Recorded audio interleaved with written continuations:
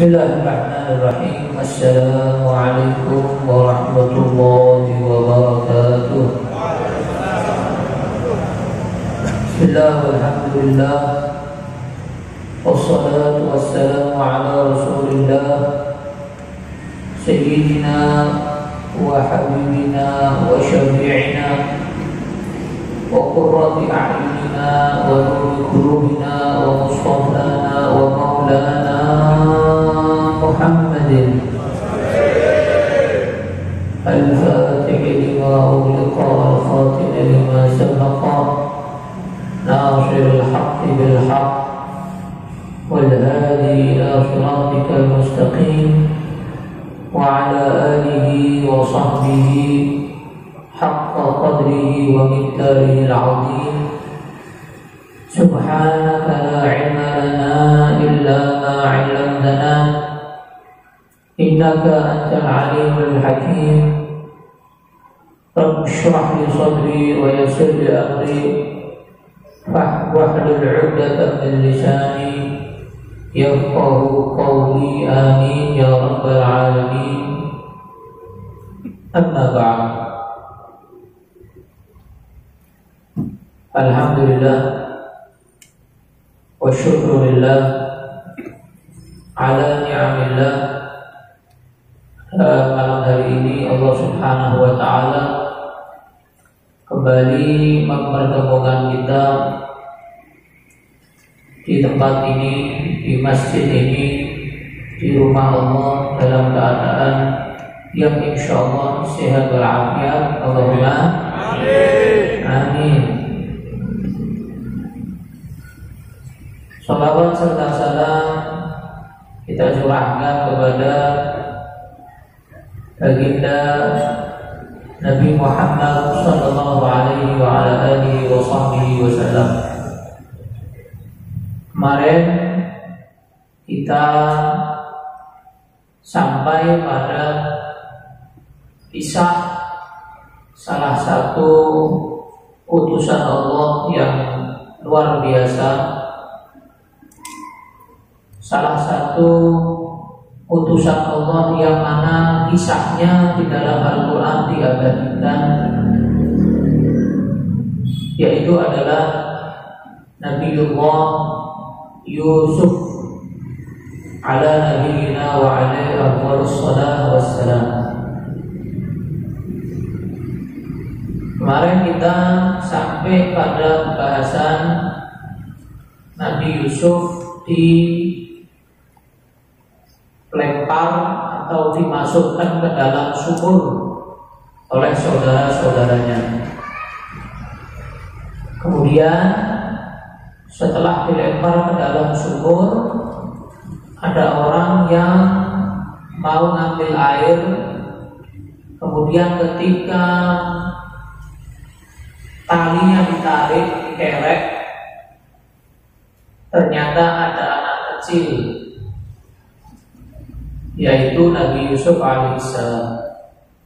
Kemudian kakak-kakaknya dari jauh sudah ngintip nunggu ada orang yang ngambil. Kemudian kakak-kakaknya datang, bilang sama orang yang menemukan Nabi Yusuf ini budak kita, anaknya kita cari gak ketemu, beli aja. Nah, dibeli dengan bisamanin bakhsin, dengan harga yang rendah, harga yang murah. Kemarin kita sudah sampaikan harganya 20 dirham. Ada lagi yang menyatakan 22 dirham, murah banget, enggak sepadan dengan Nabi Yusuf alaihissalam. Baik. Ternyata kelanjutan ayatnya, wa qalat man ishtarahu min Misr. Orang yang menemukan Nabi Yusuf dari dalam sumur, yang membeli kepada kakak-kakaknya, membeli dengan 20 dirham itu, dan kakak-kakaknya dibagi 2 dirham, 10 total, selain Benyamin, karena Benyamin yang baik, lainnya yang melempar Nabi Yusuf ke dalam sumur. Orang yang beli ini ternyata adalah orang yang mulia, Mulia dalam arti apa? Dia adalah seorang yang paling dimuliakan di kota Mesir. Jadi di Mesir yang paling kaya, ibaratnya perdana menterinya itu adalah orang ini. Namanya adalah Tidfir. Tidfir namanya Tidfir. Seluruh kekayaan Mesir milik dia. Dia yang ngatur semuanya.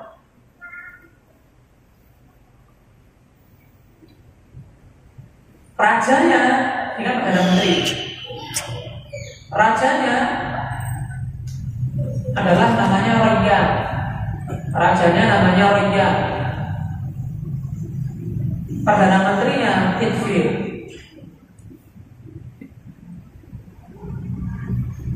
Tidfir ini punya istri. Istrinya sangat cantik. Namanya Ra'il. Ra'il ini adalah julukan Ra'il adalah Zulaikha. Sering kita dengar nama Zulaikha, ya kan? Kalau kita bercerita tentang Nabi Yusuf, kita pasti cerita juga tentang Zulaikha. Nah, Zulaikha ini istrinya Tidfir. Zulaikha ini julukan. Nama asalnya Zulaikha adalah Ra'il. Ra'il. Zulaikha. Julukannya adalah Zulaikha. Kebetulan Zulaikha dan Perdana Menteri ini yang menemukan Nabi Yusuf di dalam sumur itu.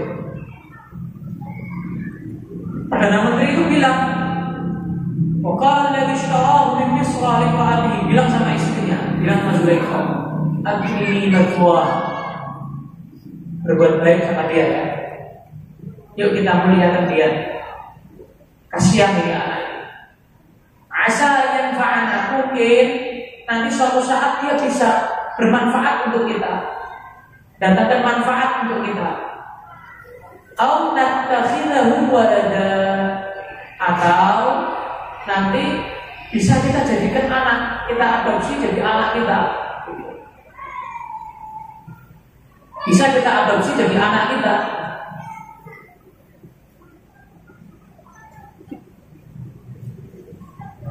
Lihat, ini bagaimana skenario dari Allah Subhanahu wa Ta'ala. Walaupun Nabi Yusuf dibolimi, dibuang ke dalam sumur,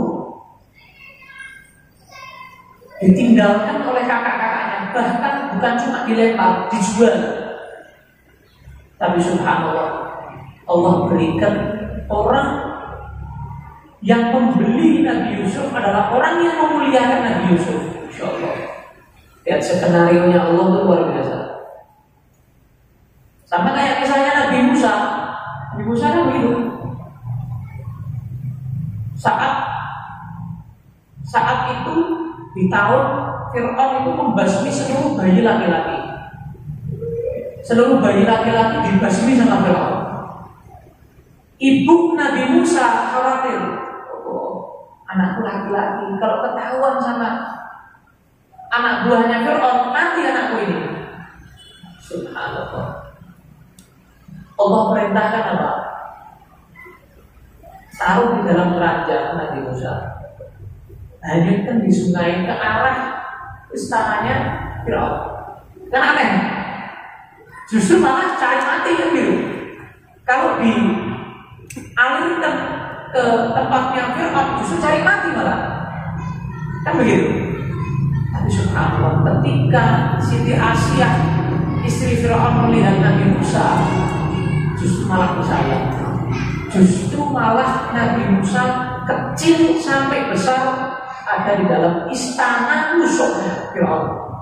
Siapa yang ngatur? Allah. Skenario Allah. Luar biasa. Ibunya kan, ya Allah, anak bisa. Gimana saya mau ketemu sama anakku? Ketahuan nanti kalau saya ibunya. takut.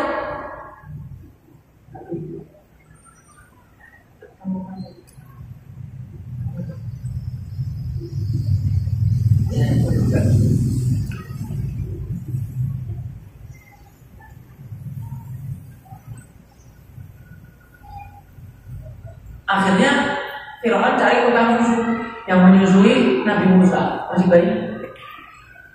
Cari tukang susu, Nabi Musa nggak doyan. Cari tukang susu lagi, perempuan yang lain, Nabi Musa nggak doyan. Berapa perempuan dicari terus, tidak doyan Nabi Musa dengan asinya semuanya, tidak doyan. Subhanallah, ada keluarga ibunya Nabi Musa yang kerja di dalam istana Fir'aun tahu. Ini mungkin ibunya, Nabi Musa yang mau.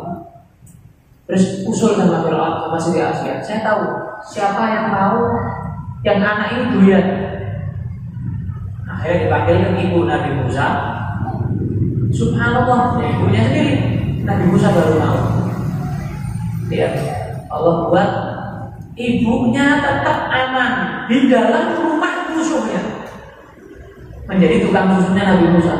Nabi Musa yang musuhnya Fir'aun besar ada di rumah musuh. Itu skenario dari Allah, luar biasa. Gampang bagi Allah mau ngatur gitu gampang. Contohnya ini juga Nabi Yusuf. Walaupun saudaranya melempar, cempungkan semur, dijual dengan harga yang rendah, tapi subhanallah yang beli mau memuliakan. Bilang sama istrinya, akhirnya mafua, muliakan dia. Mungkin bisa bermanfaat untuk kita atau kita jadikan anak nanti. Subhanallah.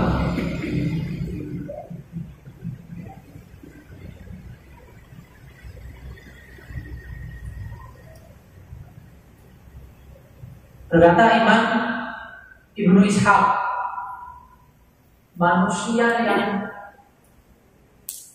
paling berani itu ada 3. Gagah. Yang pertama,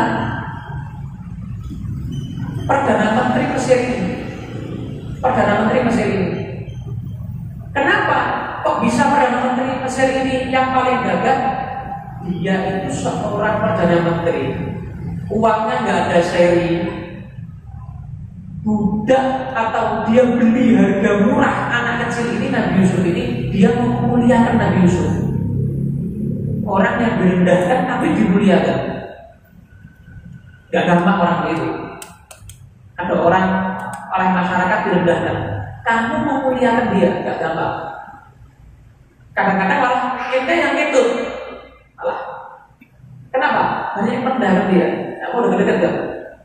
Tapi ini Perdana Menteri ini, walaupun Nabi Yusuf itu dibuang, harganya murah, dijual harganya murah, dimuliakan. Enggak. Yang kedua siapa? Perempuan yang minta dinikahkan dengan Nabi Musa. Sama.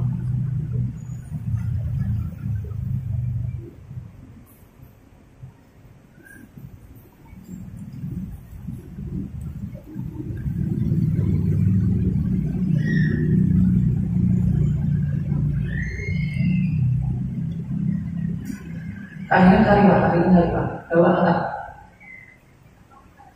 Aku nak kopi di sini.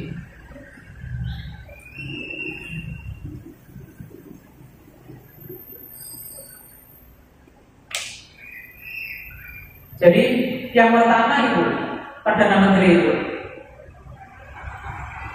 Yang kedua adalah calon istri Nabi Musa. Ketika Nabi Musa saat itu mengambil air, ada 2 wanita yang juga mengambil air tapi tidak kuat.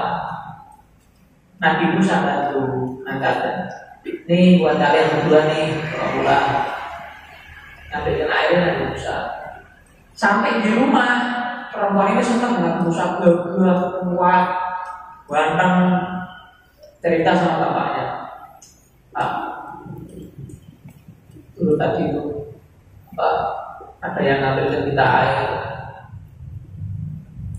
Kalau bapak mau cari mantu atau mau cari pegawai, inna khairal man ista'jarta al-qawiyyul amin. Sungguhnya yang paling baik dipilih itu yaitu, jadi berani mengungkapkan perasaannya kepada orang tuanya, dia senang sama itu. Ya saya perempuan malu. Ya, nanti kalau dijodohkan ngambek. Nah ini enggak, dia berani mengungkapkan perasaannya. Saya suka sama itu. Pak kalau mau ambil mantu itu coba cocok. Gitu. Jadi orang tuanya bisa istiqoroh, bisa ada pandangan. Nah, yang ketiga adalah Sayyidina Abu Bakar As-Siddiq ketika mencari pengganti beliau menjadi khalifah, yaitu adalah Sayyidina Umar bin Khattab. Tiga ini adalah manusia yang paling gagah menurut Syekh Ibnu Ishaq.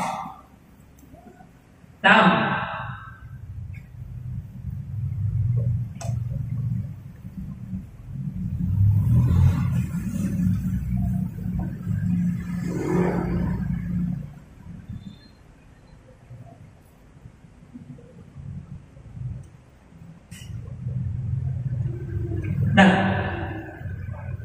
Perdana Menteri ini beli dari orang yang temukan Nabi Musa di sumur. Kan ceritanya begini, dilemparkan ke dalam sumur saudaranya. Ada orang mengambil air, nemu Nabi Yusuf. Kemudian saudaranya datang minta dibayar, karena itu mereka mengaku budaknya yang hilang, dibayar dengan harga murah 20 dirham.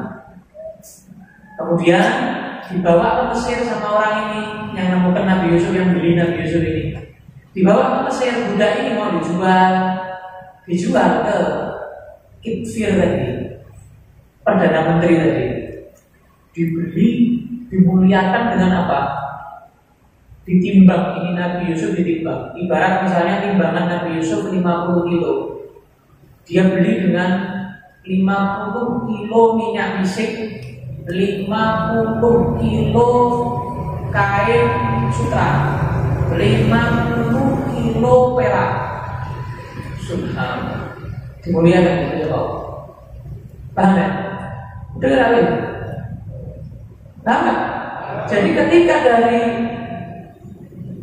sumur itu Nabi Yusuf direndahkan dengan harga yang murah, kan orang tidak mau larang-larang murah, cuma 20 dirham. Tapi ketika di Mesir Allah muliakan, Allah carikan orang yang memuliakan Nabi Yusuf, dibeli oleh Zulaikha dan Kitfir dengan harga seberat Nabi Yusuf. Ibarat Nabi Yusuf itu ditimbang, timbangan 50 kilo, itu 3 macam 50 kilo dibayarkan. 50 kilo sutra, 50 kilo minyak misik, 50 kilo perak.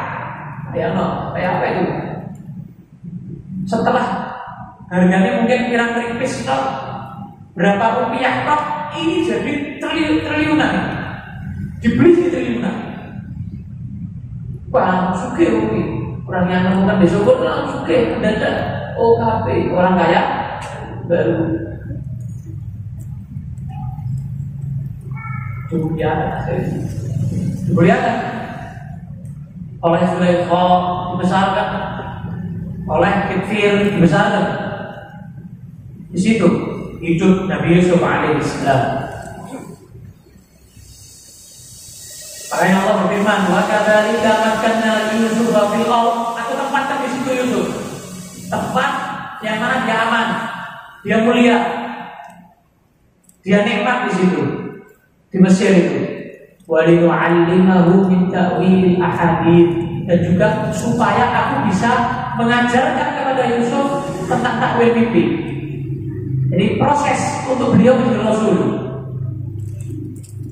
Karena rasul itu seorang nabi diangkat menjadi rasul umur berapa? 40 tahun. 40 tahun. Wallahu ghalibun ala amri. Allah itu yang maha menang, tidak ada yang bisa mengalahkan Allah. Allah memberikan sebab, yang mana sebab itu bisa memuliakan Nabi Yusuf. Yang mana saudaranya merendahkan, Allah ingin memuliakan, ya tetap mulia dirinya, nggak akan rendah. Gak berubah-ubah, oke. Lalu tadi sudah enak. Walakin aktsarun nasi la ya'lamun. Akan tetapi manusia banyak yang nggak tahu bahwa Allah itu skenario-nya lebih indah daripada rencana manusia. Kadang kita ini bisa berencana, tapi rencana kita itu gagal. Kita merasa kok malah rencana saya nggak jadi, nggak goal, nggak berhasil, nggak sukses. Padahal di balik itu Allah lebih menginginkan kamu rencana. Yang rencana itu lebih baik dari rencana kamu sendiri. Subhanallah, itu hebatnya Allah Subhanahu wa ta'ala. Akhirnya mau lanjutkan lagi, walamma balagha asyuddahu. Ketika Yusuf alaihissalam telah sampai pada umur yang dewasa, ada menyatakan sudah balik, ada menyatakan 18 tahun, 20 tahun, 25 tahun, 30 tahun, 40 tahun. Banyak pendapat menyatakan maksud balagha asyuddahu ini apa? Dewasanya maksudnya umur berapa? Ada banyak pendapat. Ketika Nabi Yusuf sudah dewasa, terus kayak kebuatan. Kalau masih kecil, saya kadang-kadang kan tidak mungkin wanita tergoda. Ini sudah, istilahnya wanita sudah tergoda. Umur-umur wanita sudah tergoda dengan kecakapan, keindahan wajah Nabi Yusuf alaihissalam. Maka Allah wadadhul lati huwa fi baitiha an nafsihi wa qad ghallaqatil abwab. Zulaikha cari kesempatan gimana caranya mau zina dengan Nabi Yusuf. Jatuh cinta Zulaikha, padahal istrinya orang, selingkuh, mau selingkuh sama Nabi Yusuf. Istrinya kecil tadi, Perdana Menteri tadi, dan selingkuhnya di istana itu, ya di tempat kifir itu, di istana itu. Jadi di tempat di situ Nabi Yusuf kerja. Nabi Yusuf kan kerja, dipercaya sama Perdana Menterinya, amanah. Gak ada Nabi gak amanah. Karena salah satu sifat wajib Nabi adalah amanah, cerdas. Akhirnya cari kesempatan Zulaikha masuk ke dalam kamar itu, dikancing kunci, klek, kunci semuanya, gitu ya. Jadi bukan diperkosa, tapi malah pengen zina gitu.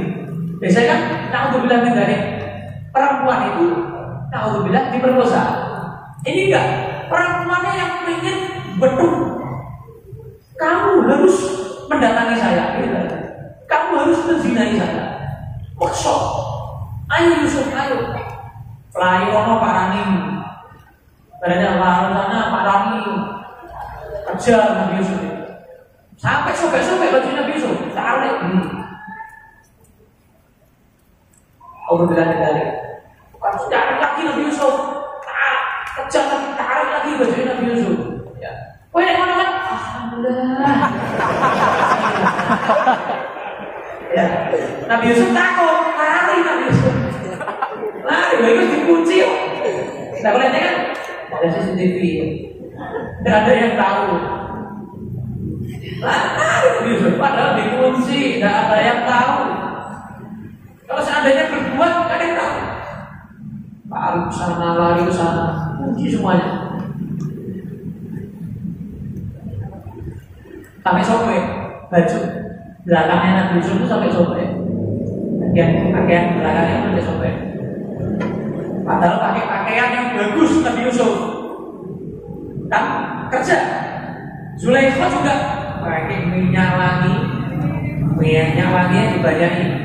Pakaian yang paling cantik kalau pakai itu. Maksudnya tuh biar Yusuf tambah tertarik sama saya. Wis ayu, bajunya bagus, wangi.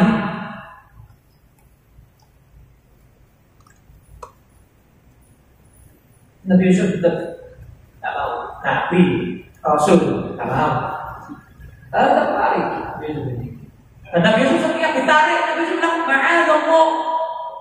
Ibaratnya astagfirullah, begitu. Kalau bahasa kita astagfirullah. Beliau saya berlindung kepada Allah daripada godaan kamu, wahai wanita, wahai istrinya raja. Inna Rabbi, kamu tidak mikir.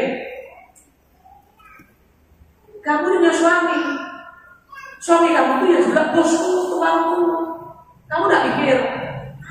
Gitu. Aksana matwai, dia sudah banyak memuliakan aku, menghormati aku, memberikan posisi aku posisi yang terbaik. Diajak ngomong, diajak mikir, dinasihati, diceramahi. Innahu la yuhibbul zalimin. Sesungguhnya orang-orang yang zalim tidak akan beruntung sama sekali. Walaqad hammat bihi wa hamma biha laula ra'a burhana rabbih. Kalimat ini, ayat ini banyak sekali para ahli tafsir yang mentafsirkan dengan berbagai macam pendapat mereka. Ini kalau kamu salah nafsirkan bahaya, bisa merusak keimanan kamu. Karena kalau secara tekstual artinya gini, dan benar-benar Zulaikha menginginkan Nabi Yusuf dan Nabi Yusuf menginginkan Zulaikha. Tekstualnya benar-benar Zulaikha menginginkan Nabi Yusuf dan Nabi Yusuf menginginkan Zulaikha. Kalau bukan karena tanda kebesaran Allah, bukti-bukti besar dari Allah, atau beliau menyaksikan apa yang beliau saksikan tentang kebesaran Allah Subhanahu wa Ta'ala, maka Nabi Yusuf akan menginginkan hal tersebut. Ini secara tekstual. Tapi maksudnya apa ini? Maksudnya Nabi Yusuf menginginkan Zulaikha. Maksudnya apa? Nah, di situ banyak pendapat yang pertama. Pendapat yang pertama ini bisa dicek dalam tafsir Ibnu Katsir. Pendapat yang pertama menyatakan bahwa Nabi Yusuf menginginkan Zulaikha menjadi istrinya. Itu. Paham ya? Menjadi istrinya Nabi Yusuf. Ada masalah? Orang itu, saya kemarin di JWJ juga saya cerita di mana masih tak tahu itu. Perasaan itu nggak bisa dibohongi, nggak bisa dipaksain. Bahan sempat viral kan gimana hukumnya mencintai pasangan orang lain. Karena saya kemarin sempat viral tuh, banyak habaib yang bicara, banyak ustadz yang bicara tentang itu. Kalau perasaannya nggak dosa, prakteknya yang bisa dosa, amaliyahnya yang bisa dosa, perasaannya nggak dosa. Nah ini seperti Nabi Yusuf ini.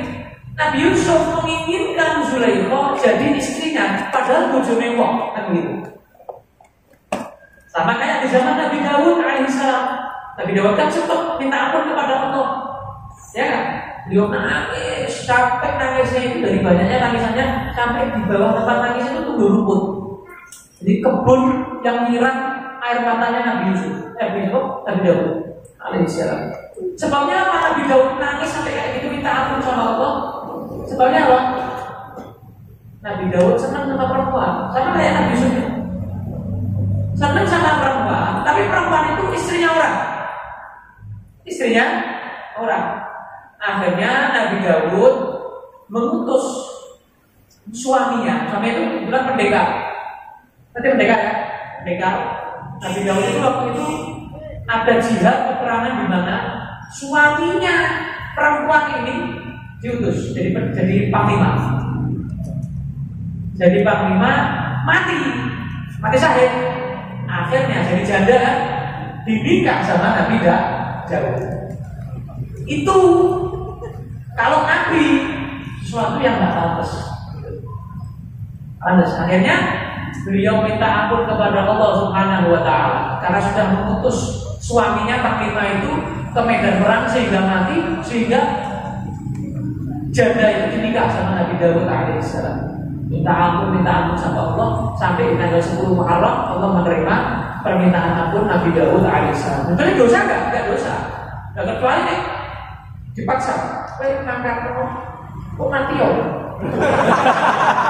Sudah tak kawin enggak begitu. Kecuali begitu. Enggak begitu. Enggak begitu. Hanya beliau memutus. Nah, ketika meninggal kebetulan dinikah sama Nabi Daud. Nabi Daud istrinya banyak, istrinya banyak, 100. Istrinya banyak. Nabi Daud alaihissalam. Nabi kekuatannya berbeda dengan manusia biasa. Ya, manusia biasa beda sama Nabi kekuatannya. Nabi Muhammad itu istrinya semua digilir semalam bisa. Nabi Muhammad SAW semalam bisa. Sallallahu alaihi wa alihi wasallam. Nah itu ceritanya begitu. Itu pendapat yang pertama. Nabi Yusuf menginginkan Zulaikha jadi istrinya, tapi tanpa praktek haram ya, cuma perasaan, tanpa praktek haram. Ada praktek haram, pacaran di WA. Kamu suka sama suami kamu kalau nggak suka, kita berdatang aja deh. Ya boleh. Jadi praktek, pakai praktek nggak boleh. Kalau cuma perasaan aja, dalam hati kamu sudah kamu titik, sudah. Nggak usah kamu ungkapkan, nggak usah kamu praktekkan. Nah kalau pelakor, itu kan begitu, pakai praktek, ya, pakai praktek, haram hukumnya. Tapi kalau hanya perasaan, belum pelakor, ya, pelakor, ya kan? Cuman kalau nggak dipraktekkan, cuma perasaan, nggak dosa, karena hati, urusan hati nggak dosa.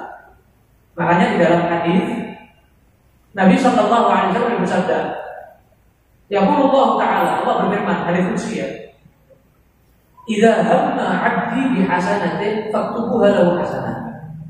Kalau hambaku punya keinginan berbuat baik, maka sebelum dia beramal catat pahala, karena dia sudah niat berbuat baik walaupun belum berbuat.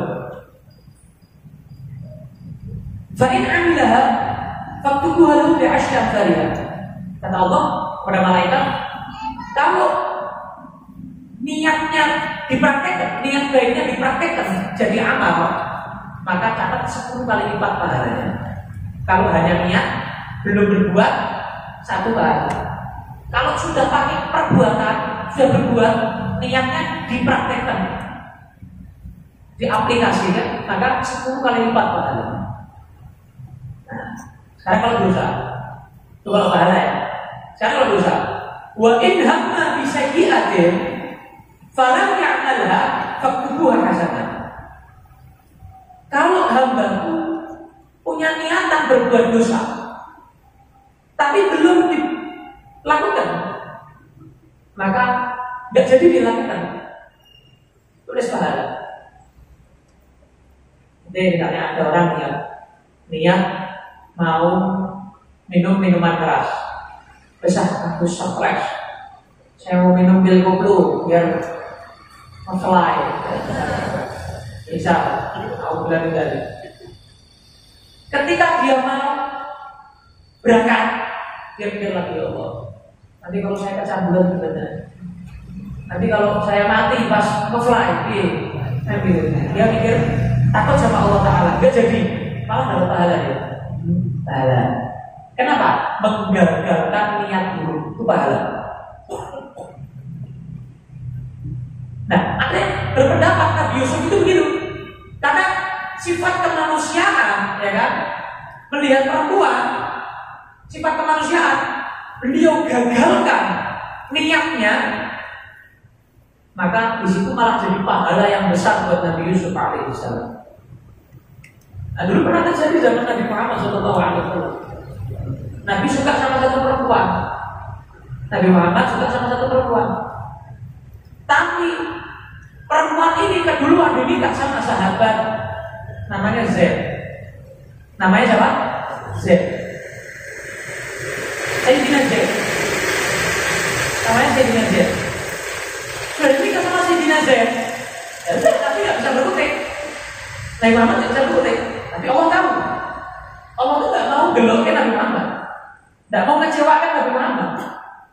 Ketika Sayyidina Zaid sudah menikah dengan perempuan ini, sudah beberapa saat, langsung Allah perintahkan Zaid untuk menceraikan istrinya. Al-Quran, turun Al-Quran, ya. Nabi itu pokoknya senang apa? Nggak boleh Allah itu mengecewakan, nggak mau. Nabi senang sama perempuan ini. Allah yang nyuruh sahabat itu mereka. Dan sahabat itu ya Al-Quran perintah. Kebegat maksudnya. Dicerai istri. Kenapa? Allah menyatakan, "Falamma qadha Zaidun minha waqara zawwajnakaha." Ketika Zaid sudah menikah, menyelesaikan urusannya dengan istrinya, sudah dijanda ibaratnya, maka diperintah Allah ceraikan. Aku langsung dari apa namanya Allah Subhanahu Wa Taala langsung yang menikahkan Nabi dengan perempuan itu. Jadi yang mengangkatkan langsung Allah, walinya Allah. Nabi Muhammad istimewa. Sallallahu alaihi wasallam. Dosa enggak loh, Nabi enggak nyuruh Z, kamu gitu ya. Saya pesankan malah kamu ambil, enggak. Dia diam, hanya perasaan, suka, cinta. Kalau pakai pacaran, pakai goyangan, pakai dan lain sebagainya perbuatan dosa, namanya bukan cinta, syahwat. Nah, namanya apa? Syahwat. Dan cinta monyet itu syahwat, bukan cinta. Cinta yang sebenarnya itu ketika kamu bisa bagaimana cinta ini tetap suci. Dan bagaimana kamu menjaga cinta ini tetap suci. Suci karena Allah Subhanahu Wa Taala, jangan dihindari dengan hal-hal yang dosa, dengan perbuatan maksiat. Contoh tadi Nabi Daud, contoh ini Nabi Yusuf. Akhirnya nikah sama Zulaikha, Nabi Yusuf. Nikah enggak? Nikah akhirnya. Nikah akhirnya nanti akhir nanti tak ceritakan, belum selesai. Nanti ini masih Zulaikha masih pengen zina masih ada. Tapi akhirnya nanti nikah. Karena Allah nggak pernah mengecewakan nabinya. Nabi Daud tadi akhirnya nikah nggak? Nikah. Nabi Muhammad akhirnya nikah. Allah nggak ingin mengecewakan nabinya. Allah kalau sudah cinta sama seorang hamba, la uhtiyana, wala insa'alani, dan Allah la uhtiyana. Tak minta apapun sama aku, pengen apapun, tak kasih Allah. Wala insa'alani, la uhtiyana. Kalau aku sudah mencintai seorang hamba, berlindung kepadaku, pasti tak lindungi. Minta pasti tak kasih, berlindung pasti tak lindungi. Jadi 3 kisah ini mengajarkan kepada kita, jangan jadi pelakor, jangan menodai cinta kamu. Kamu kalau senang sama orang, jangan kamu buat itu bukan jadi cinta, mak syahwat. Tapi kalau kamu betul-betul cinta sama orang itu, baik laki-laki atau perempuan, cinta sama orang itu, maka jaga, lindungi cinta itu supaya tetap suci karena Allah Subhanahu Wa Taala. Seperti Nabi Muhammad senang sama istrinya Z, tapi dijaga gimana nih? Allah yang tahu. Allah tahu. Allah nggak bisa kamu menyembunyikan. Allah tahu. Nabi Daud Allah tahu. Nabi Yusuf Allah tahu. Banyak Allah bilang kan, Zulaikha menginginkan Yusuf, Yusuf menginginkan Zulaikha. Allah tahu. Al-Quran masuk Al-Quran. Isi hati Nabi Yusuf Allah tahu. Akhirnya nanti jadi istrinya Zulaikha, istrinya Nabi Yusuf alaihissalam.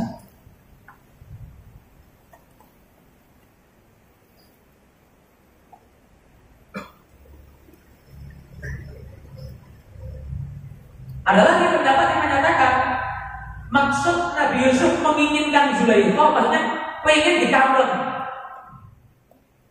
pengen dipukul gitu, pengen dijoroke. Cuma Nabi Yusuf nahan. Kenapa? Ini ngajak zina sebenarnya. Nabi Yusuf pengen jorokan, pengen mukul gitu. Ada yang pendapat gitu. Tapi ketika melihat bagaimana beliau tadi itu adalah seorang nabi, akhirnya enggak. Beliau enggak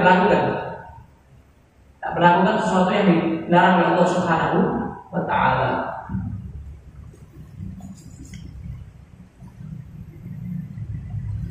Ada pendapat lagi menyatakan tiba-tiba Nabi Yusuf melihat wajah ayahnya Nabi Yakub megang jarinya ini.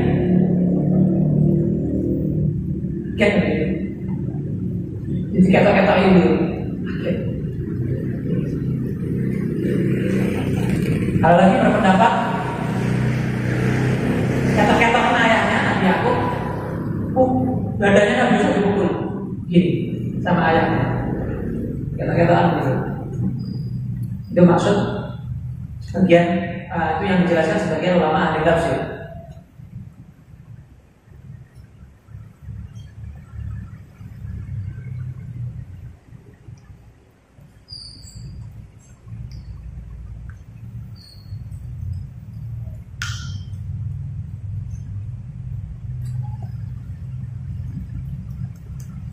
Ada lagi berpendapat Nabi Yusuf itu melihat ke atap, di atap ada kayak tulisan gitu, wala